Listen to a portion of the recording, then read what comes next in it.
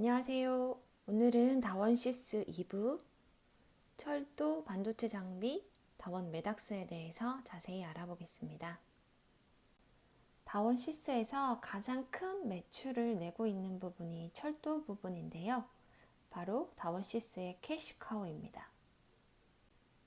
2020년 1분기, 2분기 매출 실적을 보면 전동차 부분이 1,070억, 전체 매출의 83%를 차지하고 있습니다.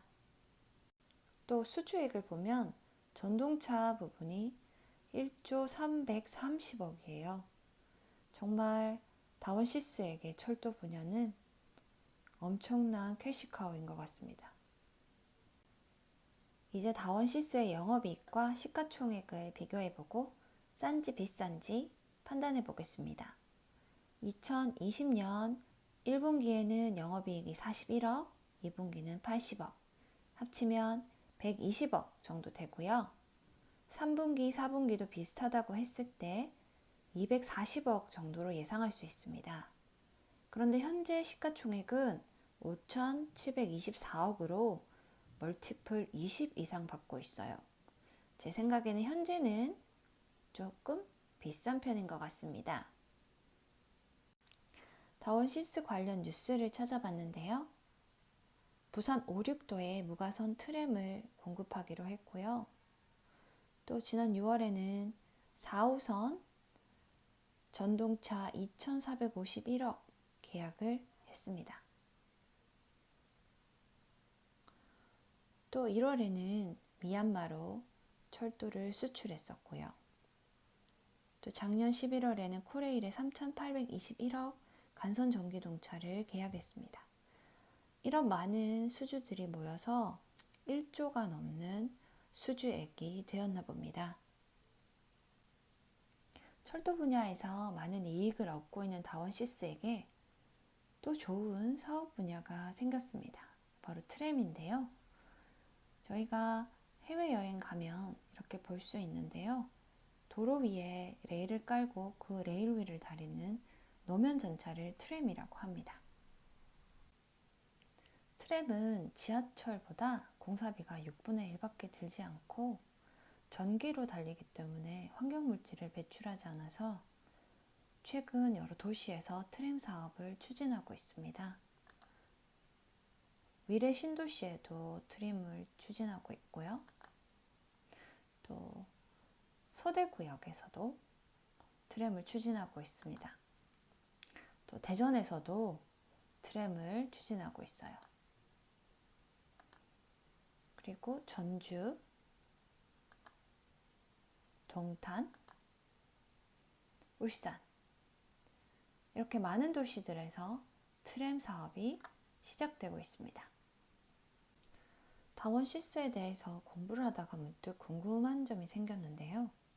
매출액이나 수주액은 높은 데 비해서 영업이익이 생각보다 작았습니다. 그래서 자료를 찾아보니까 다원시스는 영업이익률이 점점 낮아지고 있었고 작년 영업이익률은 4.7%였습니다. 전동차 부분은 상대적으로 이익률이 낮은 분야라고 합니다.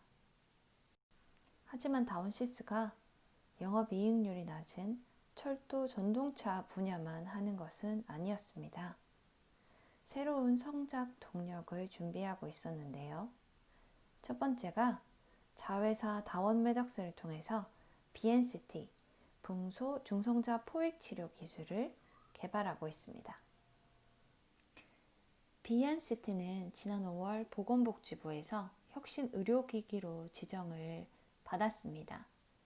이 기술이 어떤 것이냐면 암 환자에게 붕소 화합물 형태의 약을 투여하면 암세포에 붕소 물질이 축적되는데 이때 의료용 가속기를 활용해서 중성자를 암 환자의 종양에 쏘면 그 종양에서 작은 핵분열이 일어나서 종양이 파괴되는 방식을 말합니다.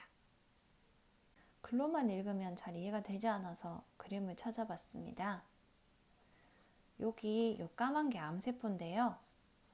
특히 암세포에만 잘 함유되는 붕소 약물을 투여하고 나서 중성자를 쏘면 이 중성자가 인체를 통과해서 이 붕소를 갖고 있는 이 암세포만 여기서 핵분열을 일으키게 하고 암세포가 사멸되고 나머지 정상세포들은 전혀 손실이 없다고 합니다. 이것이 다원 메닥스가 개발하고 있는 붕소 중성자 포획 치료기 모형입니다. 아마도 이 부분에서 중성자 빔을 만들어서 이렇게 보내면 여기 지금 환자가 3명 이렇게 누워 있고요.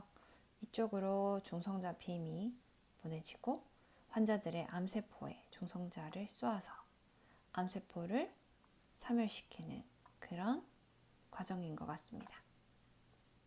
다원 메닥스의 BNCT 치료의 좋은 점이 뭐냐면 기존 방사선 치료는 15회에서 30회 정도 해야 하는데 이 BNCT는 단 1회 치료를 통해서도 암세포가 죽고 자연스럽게 사라져서 장기간 입원하고 치료받아야 되는 고통을 많이 줄여준다고 합니다.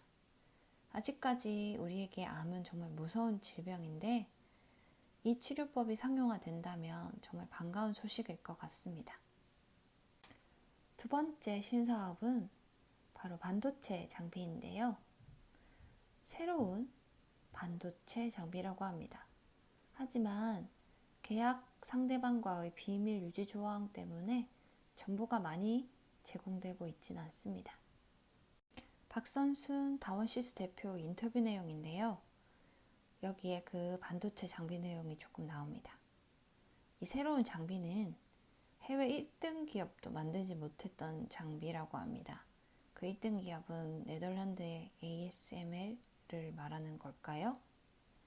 이 장비를 통해서 내년에는 1,000억 원의 매출이 생길 거라고 합니다.